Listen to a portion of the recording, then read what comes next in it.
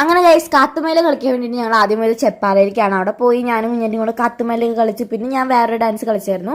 പക്ഷെ അവിടെ ഭയങ്കര കാറ്റായിരുന്നു ഗൈസ്. എനിക്ക് ആ ഡാൻസ് അങ്ങോട്ട് ഇഷ്ടപ്പെട്ടില്ല. കളിക്കണതിൻ്റെ ഇടയിൽ ആ കാറ്റും കൂടെ ആയപ്പോൾ ചെപ്പാറ പോയി കഴിഞ്ഞാൽ ഇവിടെ നമുക്ക് 1-2 സ്ഥലങ്ങളൊക്കെ കാണാനുണ്ട്. അപ്പൊ അടുത്തതായിട്ട് ഞങ്ങൾ പോയത്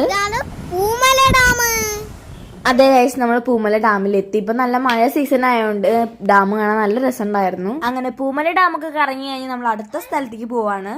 നമ്മള് പോണത് വട്ടായി. അവര് തന്നെയാണ് നമ്മള്.